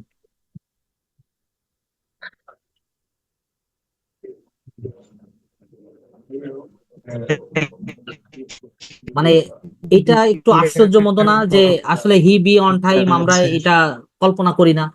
আমরা হি ইজ অন টাইম হলে ঠিক ছিল, আমাদের প্র্যাকটিস এরকম আর কি। হ্যাঁ স্যার। তো আমি আপনাদেরকে শুরুতেই কিন্তু বলেছি যে এখানে 99% স্টুডেন্ট এটা ভুল করবে। এবার বুঝতে পারছেন? এজন্য বলি যে আপনি সিলেক্টিভ হইতে হবে, পড়াশোনা চুজি হইতে হবে। চাকরির পড়াশোনা অনেক পড়াশোনা, তারপরেও যদি আপনি একটু সিস্টেমেটিক্যালি পড়েন, যে খুব বেশি কঠিন জিনিস এমন না। বিসিএস প্রিলি পাস করা, রিটেন পাস করা অনেক কঠিন তো অবশ্যই, কিন্তু এটাও সত্য যে অনেকেই তো পাস করছে, প্রতি বছর তো 10-12 হাজার পাস করছে। এই যে ব্যাংকের ইংলিশ যে কঠিন হয়, তারপরেও পাস করতেছে না, প্রিলিমিনারিতে পাস করছে না, রিটেনে পাস করছে না, চাকরি তো পাচ্ছে অনেকেই। নন ক্যাডারের চাকরি বলেন, ইয়ে বলেন, সবগুলোই তো কঠিন। কিন্তু কঠিনের ভিতরেই সহজ, যদি আপনি সহজ করে ফেলেন। আরেকটা জিনিস মাথায় রাখবেন যে পৃথিবীতে কঠিন বিধায়, এইগুলো কঠিন বিধায় বেশিরভাগ স্টুডেন্ট এটা ঠিকঠাক প্রিপারেশন নিবে না, পারবে না, এবং আপনি পারবেন। সো আপনি জয়ী হবেন। যদি সহজ হতো সবাই পারতো। আমি কি বোঝাতে পারলাম আপনাদেরকে? সো এখন আসি এই যে এই জি রুলসটা, স্যার। যে এই যে ভার্ব নির্দিষ্ট আর অ্যাডজেক্টিভ নির্দিষ্ট, এইগুলো আমরা একটু দেখে নিব। এই যে কতগুলো ভার্ব আছে, সেই ভার্ব গুলো কি কি বলেন তো? আমরা একটু করে দেখি। রিকোয়ার, রিকোয়েস্ট, অর্থাৎ এই রিকোয়ারের পরে কিন্তু দ্যাট বসবে। আপনারা একটা সুবিধার্থে এইগুলোর সাথে দ্যাট আকারে যুক্ত করে নিতে পারেন। ওই যে গতকালকে বলছিলাম টু যুক্ত করে নিবেন, এরকম দ্যাট যুক্ত। আর্জ, আর্জেন্ট, আর্জেন্ট কথাটি কি? অ্যাডজেক্টিভ কিন্তু। প্রপোজ, প্রিফেয়ার, ম্যান্ডেটরি, ম্যান্ডেটরি কি বলেন তো? Adjective. Obligatory, adjective. Demand, ask, advice, insist, important, adjective. Imperative, adjective. Suggest, adjective. Essential, adjective. তারপরে দেখেন recommend, necessary, adjective. Command, move, insisted, stipulate. তারপরে রিকোয়ারমেন্ট, প্রেফারেন্স। এই শব্দগুলো এর ভিতর অ্যাডজেক্টিভ এবং ভার্ব দুইটাই দেয়া আছে। এইগুলো হলো আপনার নির্দিষ্ট ওয়ার্ড, নির্দিষ্ট ভার্ব বা নির্দিষ্ট অ্যাডজেক্টিভ। এরপরে দ্যাট থাকবে, তারপর আবার সাবজেক্ট থাকবে, তারপর আবার একটা ভার্ব থাকবে। ওই ভার্বটাকে আপনাকে বেস ফর্ম বসাইতে হবে। সো এইটা একটু মনে রাখবেন, এইটু মুখস্থ করলেই দেখবেন ঘুরে ফিরে এই ভার্বগুলো আসবে। আপনি বলতে পারেন স্যার এর বাইরে কি আসবে? আসবে না। এটা আমি ক্লিপস টোফেলস থেকে নিয়েছি, আপনারা চাইলে ক্লিপস টোফেলস পড়তে পারেন। এটা ক্লিপস টোফেলস এর সম্ভবত 184, 184 পাতায় আছে, একটু 183 পাতায়, 183 পাতায় এটা পেয়ে যাবেন আশা করি। সো একটু যদি ধরে ধরে আপনি পড়েন, একটু বুঝে শুনে পড়েন, দেখবেন যে পড়াশোনা অনেক ইজি, ইজি হয়ে গেছে পড়াশোনাটা। এটা নিয়ে কারোর কোনো প্রশ্ন আছে কিনা বলেন তো? আছে, প্রশ্ন আছে কিনা? আমরা তারপরেও আরো তিনটা, যেহেতু খুব ইম্পর্টেন্ট একটা টপিক, খুবই ইম্পর্টেন্ট টপিক, সো এটা নিয়ে আমি আরো তিনটা এক্সাম্পল দিব। দেখেন, বলা হচ্ছে যে incorrect. The doctor suggested that she will not smoke. এটা দেখলে কিন্তু সবাই মনে করে আছে ঠিকই তো আছে, উইলের বদলে বড় জোর উড হবে, উড নট স্মোক না। এই যে সাজেস্ট, ওই নির্দিষ্ট ভার্ব। তো সাজেস্টের পরে কি আছে বলেন তো? The doctor suggested that she not smoke. Will two will হবে না, শি নট স্মোক। নটটা কিসের জন্য বসছে? নেগেটিভ, নেগেশনস, নেগেটিভ বোঝানোর জন্য কি বসছে বলেন তো? নট বসছে। So she not smoke. শুনতে কেমন যেন লাগছে না?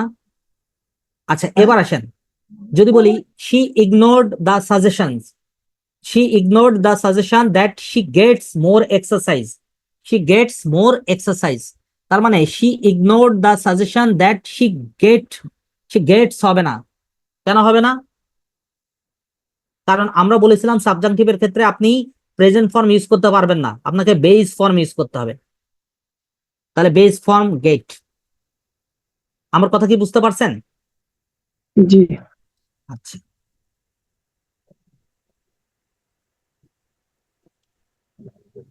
এবার আসেন,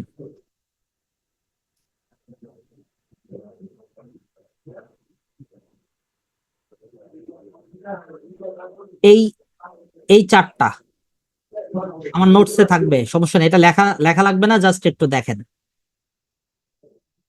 আমি কিন্তু আপনাদেরকে শুরুতেই বলেছিলাম যে কোনো প্রিপজিশনের পরে কোনো ভার্ব থাকলে কি বসবে বলেন তো? টু ব্যতীত আইএনজি। ING, very good. যে কোনো প্রিপজিশন টু ব্যতীত যে কোনো প্রিপজিশনের পরে কোনো ভার্ব থাকলে আইএনজি বসবে। সো অ্যাপ্রুভ অফ, এরপরে যে আইএনজি বসবে এটা আলাদা করে মুখস্থ রাখার দরকার আছে বলেন তো? কোনো দরকার আছে? প্রয়োজন নাই। কারণ কি, অফ হলো প্রিপজিশন, এর আগে যা যা যা ইচ্ছা তাই থাকুক, আমার দেখার দরকার নাই। আমি দেখবো অফ প্রিপজিশন আছে কিনা। এই যে এটা, এই প্রিপজিশন আছে, এরপরে কোনো ভার্ব থাকলেই কি বসবে? আইএনজি করে দিব। এখানেও তাই, এখানেও তাই। তবে টুর ক্ষেত্রে ব্যতিক্রম, টুটা হলো ব্যতিক্রম, অর্থাৎ টুর পরে কি বসে? ভার্বের বেস ফর্ম বসে, টুর পরে ভার্বের বেস ফর্ম। তবে তবে কিছু টু আছে যেগুলো এক্সেপশনাল টু, এই টুর পরেও কিন্তু আইএনজি বসে। আমরা একটু এক্সাম্পল দেখব, এটা নোট করেন, এটা সবাই খাতায় নোট করে নেন, আমি নোট করে দিচ্ছি। লেখেন, লেখেন এক্সেপশনাল টু।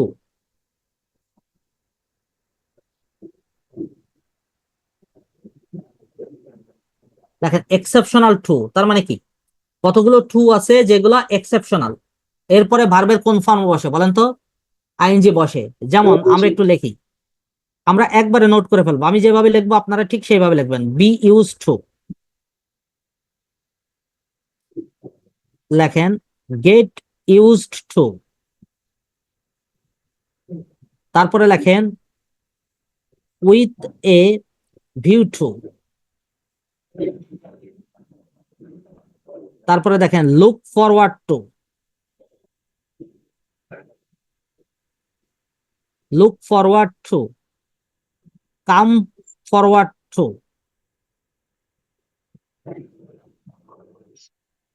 তারপরে কনফেস টু,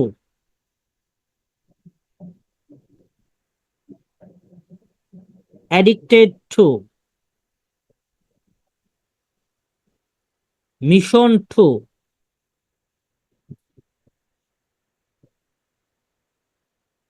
লেখছেন? এই যে এতগুলো টু আছে, এই এই টুর পরে যদি কোনো ভার্ব থাকে তাহলে সেই ভার্বটা কি হয় বলেন তো? আইএনজি হয়। আপনি এইগুলো পড়বেন, আপনার সকল বই থেকে আমি একবারে নোট করে দিলাম। আপনার আর কোথাও পড়ার, এই এক্সেপশনাল টু নিয়ে আর কোথাও পড়া লাগবে না, একদম কমপ্লিট। যে কোনো বিসিএস বলেন, ব্যাংক বলেন, অন্যান্য প্রাইমারি স্কুল বলেন, এক কথায় প্রথম শ্রেণীর চাকরি থেকে একদম তৃতীয় চতুর্থ শ্রেণীর চাকরি পর্যন্ত এ টু জেড ক্লিয়ার হয়ে গেল এক্সেপশনাল টু নিয়ে। বুঝতে পারছেন? যখনই দেখবেন যে এগুলো আছে এরপরে ভার্ব আছে, আপনি চোখ বন্ধ করে আইএনজি দিয়ে দিবেন, চোখ বন্ধ করে। কারোর কোনো প্রশ্ন আছে কিনা এখানে?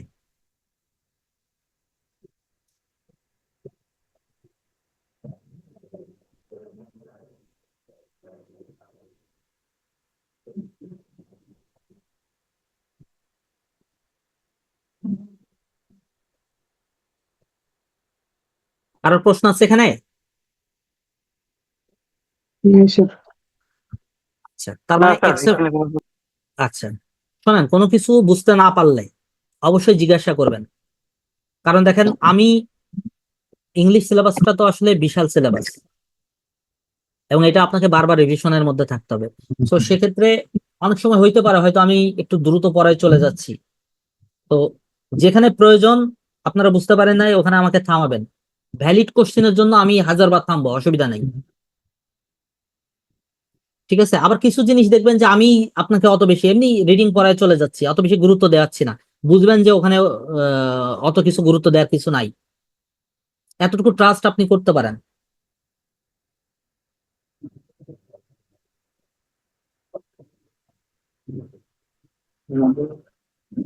আচ্ছা, এখানে আমরা আজকে লেকচার মোটামুটি অলমোস্ট শেষের দিকেই চলে আসছি, কারণ এখানে যা আপনাদেরকে দিচ্ছি সেটা অনেক বেশি পড়াশোনা আছে এখানে। সো আমি খুব বেশি আপনাদেরকে দিয়ে বিভ্রান্ত করব না, কারণ বেশি দিলে আপনারা ইয়ে করতে পারবেন না। আচ্ছা, একটু দেখেন, it is no good, it is no use, it is not worth, waste of time বা মানি, এগুলোর পরে ভার্বের সাথে আইএনজি বসে। একদম চোখ বন্ধ করে মুখস্থ করে ফেলবেন। It is no good, it is no use, it is not worth, ঠিক আছে? এগুলোর পরে ভার্বের সাথে কি বসবে? আইএনজি বসবে। আপনারা চাইলে এইগুলো একটু এইভাবে নোট করে নিতে পারেন, আমি প্রেফার করি এইভাবে। It is no use, it is not good,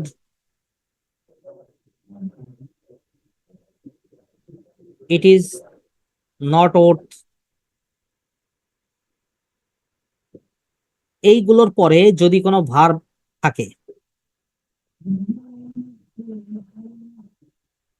সেটাকে আপনি আইএনজি বানাই দিবেন। এটা বক্স করে নিতে পারেন, এইভাবে আপনারা নোট করে নিয়েন যে ইট ইজ নো ইউজ বা ইট ইজ নট গুড এর পরে কোনো ভার্ব থাকলে সেটাকে আমরা কি করব? আইএনজি করে নিব, ঠিক আছে?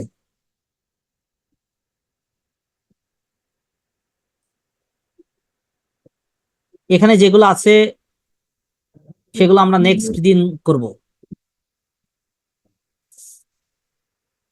আচ্ছা, অ্যাডভান্স টপিকের মানে অ্যাডভান্স যে কনসেপ্ট আছে ভার্বের, সেটার আরো একটা টপিক আমরা হাত দিলাম। গতকালকে আমরা কতগুলো ভার্ব পড়েছিলাম মনে আছে? যার পরে কতগুলো ভার্ব আছে যার পরে ইনফিনিটিভ বসে, এটা পড়েছেন সবাই? বাসায় দেখেছেন?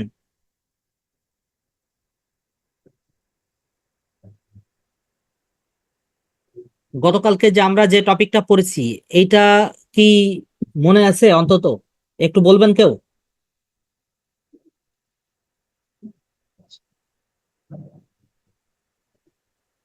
মনোয়ার বলেন।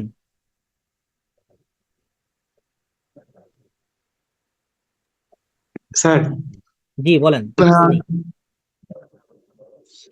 টপিকগুলো দেখা দেখা হয়েছিল, মুখস্থ করা হয় নাই। আচ্ছা, মুখস্থ বলতে বারবার করতে হবে, এটা কিন্তু ভুলে যাই। হ্যাঁ আমি স্যার, ভুলে আমি যাই। এটা গত 12 বছর ধরে পড়াচ্ছি, আমি আমারই মনে থাকতে চায় না। তো এটা কিন্তু মানে খুবই মনোযোগ দিয়ে আপনাকে পড়তে হবে বারবার। জি স্যার। তো কতগুলো ভার্ব আছে ওখান থেকে কিন্তু প্রশ্ন আসবে, প্রতি বছর আসবে, আপনি কনফার্ম থাকেন যে ওখান থেকে প্রতি বছর প্রশ্ন আসবে। তো কতগুলো ভার্ব আছে যার পরে ইনফিনিটিভ বসে, আবার কতগুলো ভার্ব আছে যার পরে জিরান্ড বসে। ওই রুলসেরই একটা হলো ওইটাতে ইনফিনিটিভ বসে, আর এখন যেটা পড়বো সেটার পরে কি বসে? জিরান্ড বসে। যেমন এই যে এই ভার্ব গুলোর দিকে একটু তাকান, বলছে verbs that take only gerund. অর্থাৎ কতগুলো ভার্ব আছে যার পরে যদি কোনো ভার্ব থাকে তারপরে কি বসে? জিরান্ড বসে।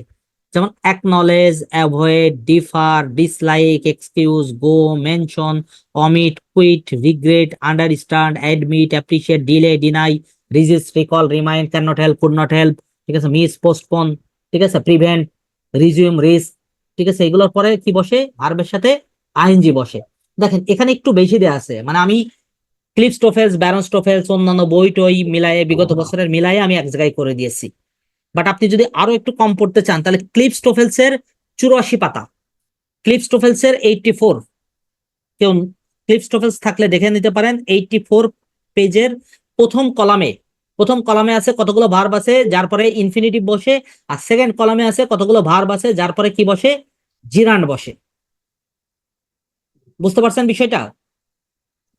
জি স্যার। ওখানে একটু কম আছে, ওখানে কম আছে, বাট আমি একটু বেশি করে দিয়েছি। বললাম না, আমি যে প্রিভিয়াস ইয়ার কোশ্চেন অ্যানালাইসিস করতে করতে যখন যেটা পাই আমি অ্যাড করে দিই। তো যাই হোক, এটা একটু পড়তে পারলে ভালো, তাতে আর কোনো সংশয় থাকবে না। আশা করি এর ভিতরে এর বাইরে থেকে প্রশ্ন আসবে না কখনো। তো এই ভার্ব গুলোর পরে সেকেন্ড কোনো ভার্ব থাকলে সেটা কি হবে? জিরান্ড বসবে। যেমন টিচার্স ডিসলাইক, ডিসলাইকের পর একটা ভার্ব, ডিসলাইক তো নিজেই ভার্ব নাকি? ডিসলাইক প্রথম ভার্বের পজিশন আছে। আচ্ছা দেখেন তো, আমাকে একটু দেখেন এখানে ডিসলাইক আছে কিনা, লাইক বা ডিসলাইক আছে কিনা? আছে? আছে, এই যে আমরা পেয়েছি। একটু আমরা চোখে দেখে করি, তার মানে ডিসলাইকের পরে কোনো ভার্ব থাকলে কি বসবে? আইএনজি বসবে, চোখ বন্ধ করে নাকি? ডিসলাইক জি স্যার। চেঞ্জিং দা এক্সামিনেশন। এখন প্রশ্ন হলো হ্যাভিংও তো হতে পারতো আইএনজি, বাট অর্থ করলে হ্যাভিংটা হয়নি, অর্থ করলে চেঞ্জিং হচ্ছে, তাই তো? Second question number 2, I regret. প্রথমে দেখবেন যে রিগ্রিট আছে কিনা, এটার মধ্যে দেখেন আছে কিনা, খুঁজে বের করেন। পাইছেন? রিটের পরে রিগ্রেট আছে, আন্ডারস্ট্যান্ডের উপরে, কোনটা প্রথম দেখেন? কলামের ও সরি, আছে। প্রথম কলামের শেষের উপরে। তাহলে দেখেন এই যে রিগ্রিট, ঠিক আছে, এই রিগ্রিট আছে, তার মানে রিগ্রিটের পরে যদি কোনো ভার্ব থাকে তাহলে সেটা কি হবে বলেন তো? আইএনজি হবে, সেটা আইএনজি। অর্থাৎ I regret telling, I regret telling Marjina about the wedding. মন থাকবে? তো এইভাবে আপনি যদি এই চারটা মুখস্থ করেন তাহলে আপনি ওই যে কোনটার পরে ইনফিনিটিভ বসবে, কোনটার পরে জেরান্ড বসবে, আন্দাজে আপনাকে আর বসাতে হবে না। অনেক সময় আমরা আন্দাজে বসাই, যে এটা শুনতে ভালো লাগছে ইনফিনিটিভ, ইনফিনিটিভ দিয়ে দিই, এটা শুনতে ভালো লাগছে জিরান্ড, এটা জিরান্ড দিয়ে দিই। না, আন্দাজে বসানো যাবে না ভাই, এটা আপনাকে এই ম্যাথমেটিক্স এর মতো করেই বসাইতে হবে আপনাকে। মানে পড়া কি বেশি কঠিন দিয়ে ফেললাম? সবগুলো মুখস্থ করে তুলনামূলক কঠিন কিছুটা আর কি। কঠিন লাগছে? হ্যাঁ শোনেন, এগুলো পরীক্ষা আসবে তো, এগুলো আমি হ্যাঁ। যেগুলো পরীক্ষা আসবে আমি কিন্তু বলে দিচ্ছি বারবার যে এইগুলো পরীক্ষা আসবে। পরীক্ষা আসবে মানে কি, আপনি প্রতি 5-7টা পরীক্ষা দিবেন, দেখবেন তার ভেতর প্রশ্ন আসবে। প্রতি 5টার মধ্যে এমনও হইতে পারে 4-5টার মধ্যেও আসতে পারে। সো এটা সব সময় পরীক্ষায় আসে। এগুলো এগুলো আপনি কখনোই না পড়াশোনা করে এগুলো পরীক্ষায় বসতে পারবেন না। মানে এইগুলো না পড়ে পরীক্ষায় বসা হলো পাপ হবে, এক এক ধরনের পাপ। বুঝতে পেরেছেন? আপনাদের কি সবারই অনার্স মাস্টার শেষ নাকি? জি স্যার, অনার্স শেষ, শেষ হলো এবার। মাস্টার্স চলমান, কোথায় এইবার শেষ হলো।